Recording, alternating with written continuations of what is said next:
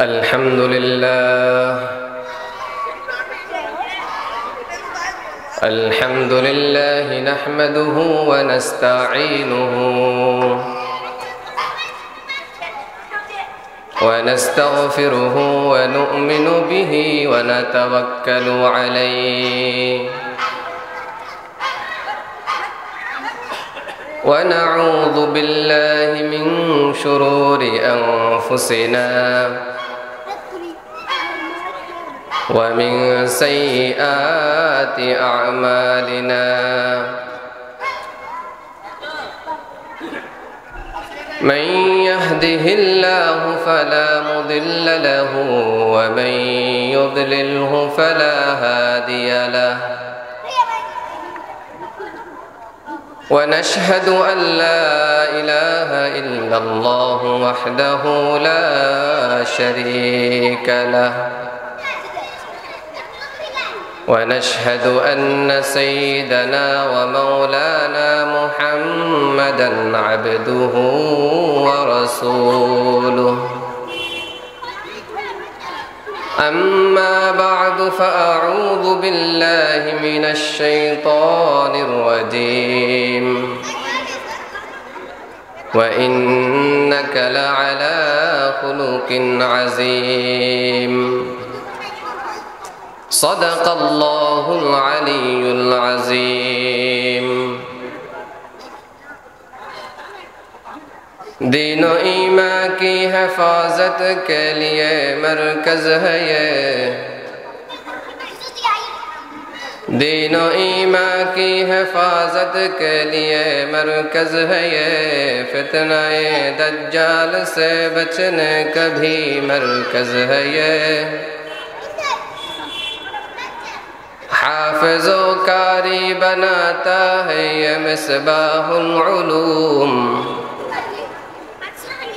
حافظ و قاری بناتا ہے یہ مصباح العلوم عالم و فاضل بناتا ہے یہ مصباح العلوم عالم و فاضل بناتا ہے یہ مصباح العلوم حضرت مولانا دلور صاحب اس کا محتمم حضرت مولانا دلور صاحب اس کا محتمم اے خدا کر لے قبول اس مدرسہ ستاریہ اے خدا کر لے قبول اس مدرسہ ستاریہ আলহামদুলিল্লাহ মহান আল্লাহ সুবহানাহু ওয়া তাআলার দরবারে লাখো কোটি শুকর যে মহান পরওয়ারদিগারে আলম আমাদেরকে অত্যন্ত মহৎ একটি জলসায় আসার বসার সুযোগ করে দিয়েছেন এর জন্য সকলেই মহান মালিকের দরবারে উচ্চ কণ্ঠে কালিমাতুশ শুকর আদায় করি আলহামদুলিল্লাহ। গত বছর এখানেই এই টাইমেই আমি একটি আলোচনা করেছি নবী করিম সাল্লাল্লাহু আলাইহি ওয়াসাল্লামের শান নিয়ে। সময়ের স্বল্পতার কারণে আলোচনা শেষ প্রান্তে পৌঁছতে পারিনি। আজকে ইনশাআল্লাহ আমরা বাকি আলোচনাটুকু শুনব। নবী করিম সাল্লাল্লাহু আলাইহি ওয়াসাল্লামের জন্মের অনেক আগ থেকে আল্লাহ সুবহানাহু ওয়া তাআলা নবীজির আগমনের সুসংবাদ দিচ্ছিলেন। এমন কোনো কিতাব ছিল না, এমন কোনো নবী ছিলেন না যার জবানে আমার আপনার নবীর আলোচনা ছিল না। প্রত্যেকটা নবী, প্রত্যেকটা কিতাব নবী করিম সাল্লাল্লাহু আলাইহি ওয়াসাল্লামের আগমনের সুসংবাদ দিয়ে যাচ্ছিলেন। শুধু জন্মের আগে না, এই পৃথিবী সৃষ্টির অনেক আগে আল্লাহ সুবহানাহু ওয়া তাআলা নবীজির আগমনের ঢঙ্কা বাজাইতেছিলেন। আল্লাহ সুবহানাহু ওয়া তাআলা রূহের জগতে দুইটি সেমিনার করেছিলেন। একটি সেমিনারে তো আমিও ছিলাম, আপনিও ছিলেন, আমরা সকলেই ছিলাম। আল্লাহ সুবহানাহু ওয়া তাআলা আমাদেরকে প্রশ্ন করেছিলেন, আলাস্তু বিরব্বিকুম, আমি কি তোমাদের রব নই? এক বাক্যে আমরা সকলেই বলেছিলাম, বালা, অবশ্যই আপনি আমাদের রব। আরও একটি সেমিনার আল্লাহ সুবহানাহু ওয়া তাআলা করেছেন, যেখানে আমিও ছিলাম না, আপনিও ছিলেন না, আমরা কেউ ছিলাম না।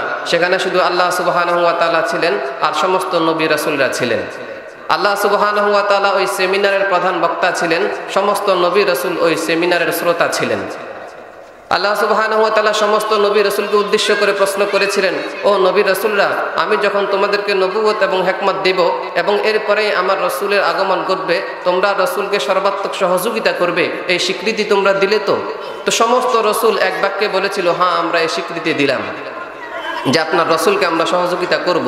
কিন্তু প্রশ্ন হতে পারে, রসুল তো একজন নয়, 313 জন রসুল, কোন রসুল? তো আল্লাহ সুবহানাহু ওয়া তাআলা সেটাও বুঝিয়ে দিলেন, 313 জন রসুলের মধ্যে 312 জন রসুলকে আল্লাহ পাক কালিমা দিয়েছেন, কিন্তু কারো কালিমাতে আল্লাহ রাসূলুল্লাহ শব্দ দেন নাই। আদম আলাইহিস সালামকে আল্লাহ পাক কালিমা দিয়েছেন, লা ইলাহা ইল্লাল্লাহ আদম সফিউল্লাহ, ওনার কালিমাতে রাসূলুল্লাহ শব্দ নাই। হযরত মূসা আলাইহিস সালামকে কালিমা দিয়েছেন, লা ইলাহা ইল্লাল্লাহ মূসা কালিমুল্লাহ, ওনার কালিমাতে রাসূলুল্লাহ শব্দ নাই। হযরত ইব্রাহিম আলাইহিস সালামকে কালিমা দিয়েছেন, লা ইলাহা ইল্লাল্লাহ ইব্রাহিম খলিলুল্লাহ, ওনার কালিমাতে রাসূলুল্লাহ শব্দ নাই। হযরত ইসমাঈল আলাইহিস সালামকে কালিমা দিয়েছেন, লা ইলাহা ইল্লাল্লাহ ইসমাঈল যাবিহুল্লাহ, ওনার কালিমাতে রাসূলুল্লাহ শব্দ নাই। হযরত ঈসা আলাইহিস সালামকে কালিমা দিয়েছেন, লা ইলাহা ইল্লাল্লাহ ঈসা রূহুল্লাহ, ওনার কালিমাতে রাসূলুল্লাহ শব্দ নাই। একমাত্র একজন নবীর কালিমাতে রাসূলুল্লাহ শব্দ আছে, তিনি আর কেউ নয়, আমাদের নবী, পেয়ারে নবী, আকায়ে নামেদার, তাজেদারে মদিনা, জগরে গোশে আমেনা, মাহবুবে কিবরিয়া, সাইয়্যিদুল মুরসালিন, খাতামুন নবিয়্যিন হযরত মুহাম্মদ মুস্তাফা সাল্লাল্লাহু আলাইহি ওয়াসাল্লামের কালিমাতে আছে শুধু লা ইলাহা ইল্লাল্লাহু মুহাম্মাদুর রাসূলুল্লাহ। শুধু একজন নবীর কালিমাতে কি আছে? রাসূলুল্লাহ শব্দ আছেন। নবী করিম সাল্লাল্লাহু আলাইহি সাল্লামের শানের আলোচনা যখন আল্লাহ সুবহানাহু ওয়া তাআলা মুসা নবীর সামনে করতেছিলেন, তো মুসা নবী ফাতারাদাতিত তাওরাত, মুসা নবীকে আল্লাহ পাক যে কিতাব দিয়েছেন সেই কিতাবটাকে মুসা নবী এক পাশে রেখে বলে, আল্লাহ নবুয়ত চাই না, কিতাবও চাই না, যে নবীর এত শান মান সেই নবীর উম্মত বানাইয়া দুনিয়াতে পাঠাইয়া দেন। নবী করিম সাল্লাল্লাহু আলাইহি সাল্লামের শানের আলোচনা পরে শুনেন। নবী করিম সাল্লাল্লাহু আলাইহি সাল্লামের বাবার শান যদি শুনেন, নবীর বাবার নাম কি ছিল? আব্দুল্লাহ। নবীজির বাবার নাম কি ছিল? আব্দুল্লাহ। নবী করিম সাল্লাল্লাহু আলাইহি সাল্লামের বাবা আব্দুল্লাহ পৃথিবীতে যখন ছিলেন, এমন একটা মুহূর্তে ছিলেন পৃথিবীর প্রত্যেকটা মানুষ মূর্তি পূজায় লিপ্ত ছিল। কিতাবের মধ্যে লেখে, নবী করিম সাল্লাল্লাহু আলাইহি ওয়াসাল্লামের পিতা আব্দুল্লাহ যখন কোনো মূর্তির পাশ দিয়ে হেঁটে যেত, তো মূর্তিগুলো দূর থেকে আব্দুল্লাহকে বলতো, আব্দুল্লাহ তুমি আমাদের পাশে দিয়ে হেঁটে যেও না, কারণ তোমার পিঠের মধ্যে এমন এক বাচ্চা আছে, সেই বাচ্চা পৃথিবীতে আসতে দেরি, সাথে সাথে আমাদের মূর্তির অস্তিত্ব ধুলোয় মিশে যাইতে দেরি হবে না।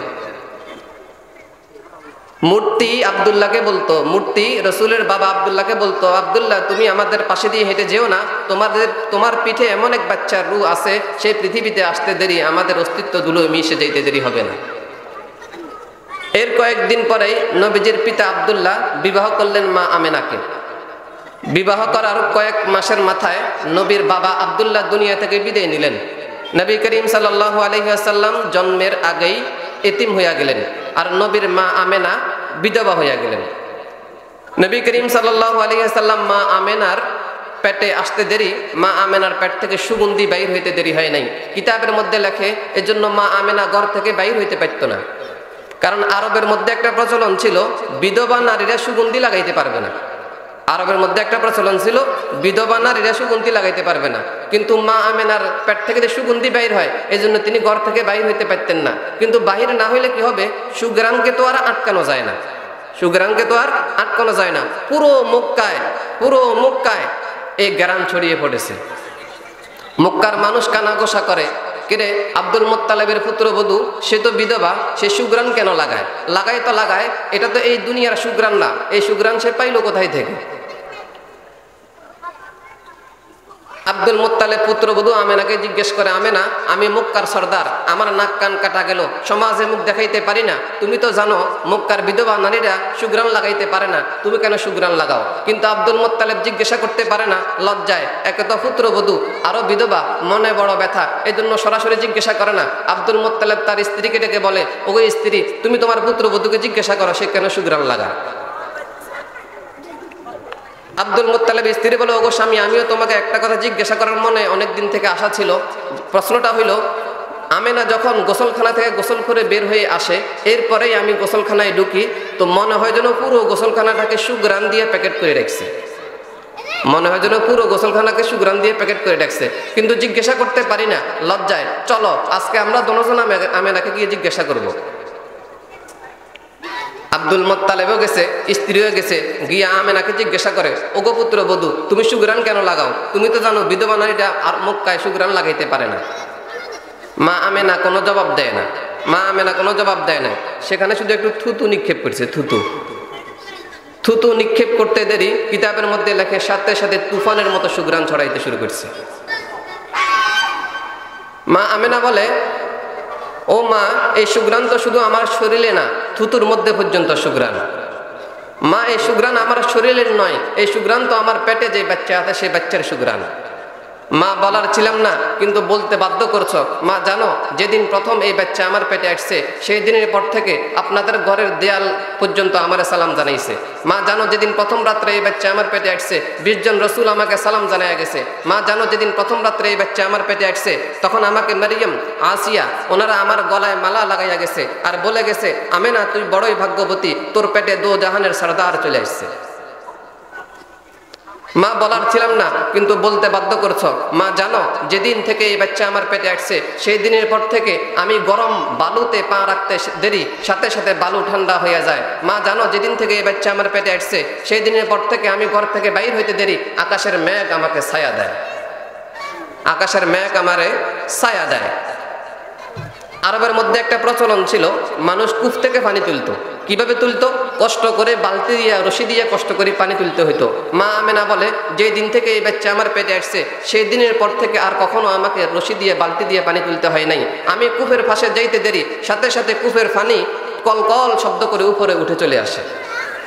মা, তুমি মক্কার মেয়েদেরকে জিজ্ঞাসা করো, মক্কার মেয়েরা আমি কূপের পাশে যাইতে দেরি সাথে সাথে তারা আমার হাতে পায়ে ধরে বলে, আমেনা তুই এখান থেকে যাস না, তুই চলে গেলে কূপের পানি নিচে নেমে যাবে, আমাদেরকে কষ্ট করে বালতি দিয়ে পানি তুলতে হবে, তুই এখানে দাঁড়াইয়া থাক, প্রয়োজনে তোর বলটনটা আমরা ভরে দিব, প্রয়োজনে তোর বালতিটা আমরা বাড়িতে নিয়ে দিয়ে আসবো, তারপরও এখান থেকে যাস না, তুই গেলে পানির নিচে নেমে যাবে, আমাদেরকে কষ্ট করে পানি তুলতে হবে। নবী করিম সাল্লাল্লাহু আলাইহি ওয়াসাল্লামের শান শুনেন। নবীর চাচার নাম কি ছিল? আবু তালেব। আবু তালেব একদিন নবী করিম সাল্লাল্লাহু আলাইহি ওয়াসাল্লামকে ডেকে বলে, ভাতিজা তুমি যে অনেক বড় মর্যাদার অধিকারী হবে সেটা আমি ছোটবেলায় জেনে নিছি। বলে কিভাবে? বলে কিছু তো তোমার মায়ের মুখ থেকে শুনেছি আর কিছু আমি স্বচক্ষে দেখেছি। বলে আমার মায়ের মুখে কি শুনেছেন? বলে তোমার মায়ের মুখে শুনেছি তোমার মা বলেছে পৃথিবীর সকল বাচ্চা যখন জন্মগ্রহণ করে দুর্গন্ধ ছড়াইতে ছড়াইতে আসে। যে ঘরের মধ্যে বাচ্চা জন্মগ্রহণ করে আমাদের সমাজে সেটাকে আজগর বলে। সেই ঘরের মধ্যে একটা দুর্গন্ধ হয়ে যায় যার কারণে ধূপ জ্বালাইতে হয়। নবী করিম সাল্লাল্লাহু আলাইহি সাল্লামের মা বলে, নবী মুহাম্মদ যেদিন পৃথিবীতে আসতেছিল কান্নাল মিসকা ইয়াফুর, পুরো জগৎ সুগ্রানে বিমোহিত হইতেছিল। পৃথিবীর সকল বাচ্চা যখন জন্মগ্রহণ করে গায়ে ময়লা থাকে, নবী মুহাম্মদ যখন জন্মগ্রহণ করতেছিল একেবারে নিট এন্ড ক্লিন, মনে হয় যেন একটু আগে নবীজিকে গোসল করানো হয়েছে। পৃথিবীর সকল বাচ্চা যখন জন্মগ্রহণ করে দুনিয়াতে আসার পরে তাদের নাভি কাটতে হয়। মুহাম্মদ যখন জন্মগ্রহণ করতেছিলে তখন মাকতুয়া সুররা, কে জানি পেটের ভিতরে তোমার নাভিটা কেটে দিছে। পৃথিবীর সকল বাচ্চা যখন জন্মগ্রহণ করে দুনিয়াতে আসার পর খতনা করায়, মুসলমানি করায়, কিন্তু তুমি যখন জন্মগ্রহণ করতেছিলে মাকতুনান, কে জানি পেটের ভিতরে তোমাকে খতনা করাইয়া দিছে। নবী করিম সাল্লাল্লাহু আলাইহি ওয়াসাল্লামের শান শুনেন। নবী করিম সাল্লাল্লাহু আলাইহি ওয়াসাল্লামের শান শুনেন। নবী করিম সাল্লাল্লাহু আলাইহি ওয়াসাল্লাম এর চাচা আবু তালেব বলে, একদিন তোমার মা তোমাকে কোলে নিয়ে কান্না করতেছে। আব্দুল মুত্তালিব ডাক দিয়া বলে, কিরে বেটি কাঁদিস কেন? বলে আব্দুল্লাহ নাই। তা আব্দুল্লাহ নাই, কি হয়েছে কাঁদিস কেন? বলে আব্দুল্লাহ নাই। মানুষের প্রথম বাচ্চা যখন জন্মগ্রহণ করে বাবা খুশিতে বাজার থেকে খেলনা নিয়ে আসে, কত কিছু নিয়ে আসে। আজকে আব্দুল্লাহ নাই, থাকলে তো সেও বাচ্চার জন্য কত কিছু নিয়ে আসতো। আল্লাহ সুবহানাহু ওয়া তাআলা ডাক দিয়ে কয়, আরে আমেনা, আব্দুল্লাহ আনলে আর কি আনতো? বেশির থেকে বেশি মাটির খেলনা আনতো, বেশির থেকে বেশি কাঠের খেলনা আনতো। একটু সূর্য ডুবতে দে না, আমি চাঁদকে খেলনা বানাইয়া আমার বন্ধুর জন্য পাঠাইয়া দিব। চাচা আবু তালেব বলে, এরপরে যখন রাত্রি হয়েছে তোমাকে আমরা চাটাইয়ের মধ্যে শুয়াইলাম। চাটাইয়ের মধ্যে শুয়াইতে দেরি বাদা আল কমার আন ইয়াবদুয়া, আমি চাঁদের দিকে লক্ষ্য করলাম চাঁদ দ্রুত গতিতে তোমার দিকে ছুটে আসতেছিল। খাসিতু আন ইয়াকা আলাই, আমি ভয় পেয়ে গেছি না জানি চাঁদ তোমার মাথার উপর পড়ে যায়, কিন্তু চাঁদ তোমার মাথার উপর এসে এভাবে থেমে গেছে। তুমি 2-3 ঘন্টার একটা বাচ্চা, হাত নাড়তেছিলে, তোমার হাতের ইশারায় চাঁদ সেখানে নাচতেছিল। নবীজি বলে, চাচা জানেন চাঁদ কি বলতেছিল? বলে না, তা তো জানি না। বলে ইন্নাল কামারা ইউগান্নিনি, চাঁদ আমাকে গান শুনাইতেছিল, আর ওয়ায়াম নাউনি মিনাল বোকা, আমাকে কান্না থেকে বারণ করতেছিল। নবী করিম সাল্লাল্লাহু আলাইহি সাল্লাম যখন হাঁটতে শিখছে একদিন আমেনা নবীজিকে কোলে নিয়ে আবার কান্না শুরু করছে। কিরে কাঁদিস কেন? বলে আব্দুল্লাহ নাই। মানুষের বাচ্চা যখন হাঁটতে শিখে বাবা সন্তানকে বাজারে নিয়ে যায়, বাবা সন্তানকে মামার বাড়িতে নিয়ে যায়, বাবা সন্তানকে আত্মীয় স্বজনের বাড়িতে নিয়ে যায়। আব্দুল্লাহ নাই, আব্দুল্লাহ থাকলে তো তার সন্তানকেও আজকে কত জায়গায় নিয়ে যাইতো। আল্লাহ সুবহানাহু ওয়া তাআলা ডাক দিয়ে কয়, আরে আমেনা, আব্দুল্লাহ নিলে আর কোথায় নিয়ে যাইতো? মক্কাতে দুইটা মেলা হয়, ওকাজ এবং মেজান্না, ওই দুই মেলায় নিয়ে যাইতো। বেশির থেকে বেশি মামার বাড়িতে নিয়ে যাইতো, বেশির থেকে বেশি ফুফার বাড়িতে নিয়ে যাইতো, বেশির থেকে বেশি বাজারে নিয়ে যাইতো। আরে আমেনা, একটু ধৈর্য ধর না, আমি আসবো আমার বন্ধুকে ঘুরে এতে নিয়ে যাইতে। আমি আসবো, হুয়াল্লাযী আসরা বিআবদিহি লাইলাম মিনাল মাসজিদিল হারাম ইলাল মাসজিদিল আকসা। আমি আমার বন্ধুকে মক্কা থেকে বাইতুল মুকাদ্দাসে নিয়ে যাব। সেখান থেকে প্রথম আসমান, দ্বিতীয় আসমান, তৃতীয় আসমান, চতুর্থ, পঞ্চম, ষষ্ঠ আসমান সবগুলা ঘুরাইয়া, জান্নাত জাহান্নাম দেখাইয়া, সিদরাতুল মুনতাহা সব কিছু দেখাইয়া, আমার বন্ধুকে আমার পাশে বসাইয়া, আমাকে দেখাইয়া, এরপরে তোরটা তোকে দিয়ে দিব। নবী করিম সাল্লাল্লাহু আলাইহি ওয়াসাল্লামের শান শুনেন। সময় আর নাই, 2-3 মিনিট নবীজির শানের আলোচনা ছিল। নবী করিম সাল্লাল্লাহু আলাইহি সাল্লামকে একদিন আমেনা রসুলের চেহারার দিকে তাকায় আর মনে মনে বলে, জীবনে কত বাচ্চার চেহারা দেখলাম, কত বাচ্চা লালন পালন করেছি, এত সুন্দর চেহারার মানুষ আমি আমেনা জীবনে দেখি নাই। হালিমাতুস সাদিয়া এসে তায়েফ থেকে বাচ্চা নিয়ে যাওয়ার জন্য। হালিমাতুস সাদিয়া নবী মুহাম্মদের কোলে নিয়ে একবার নবীর চেহারার দিকে তাকায় আর আমেনাকে বলে, আমেনা, তুমি তো গৃহিণী, তুমি দেখলে আর কতটুকু দেখছ? তুমি আশপাশের বাচ্চাদেরকে চেহারা দেখেছ, আমার কাছ থেকে শুনো, আমাদের কাজই হলো বাচ্চাদেরকে লালন পালন করা।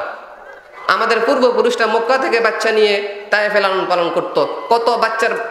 কত শত শত বাচ্চাকে আমি হালিমা লালন পালন করেছি, কত এমপি মন্ত্রীর বাচ্চা আমি হালিমা লালন পালন করেছি। আমার কাছ থেকে শুনো, মুহাম্মাদের চাইতে সুন্দর চেহারার মানুষ আমি হালিমা জীবনে দেখি নাই।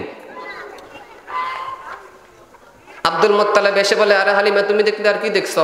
পাড়া প্রতিবেশীর বাচ্চা লালন পালন করেছো, তাদের চেহারা দেখেছ। আমার কাছ থেকে শুনো, আমি বাইতুল্লাহর মোতাবাল্লি, প্রতি বছর লক্ষ লক্ষ মানুষ বাইতুল্লাহতে হজ করার জন্য আসে। আমি লক্ষ লক্ষ মানুষের চেহারা দেখেছি। আমি শামে গিয়েছি, আমি ইরাকে গিয়েছি, কত মানুষ আমার কাছে বাচ্চাকে ঝাড়ফুঁক করার জন্য নিয়ে আসে। শত শত বাচ্চার চেহারা আমি দেখেছি। আমার কাছ থেকে শুনো, নবী মুহাম্মাদের চাইতে সুন্দর চেহারার মানুষ আমি আব্দুল মুত্তালিব জীবনে দেখি নাই। জিব্রাইল এসে বলে, আরে আব্দুল মুত্তালিব, তুমি দেখলে আর কি দেখছো? বাইতুল্লাহর মোতাবাল্লি ছিলে, সেখানে দেখেছ, শামে দেখেছ, ইরাকে দেখেছ।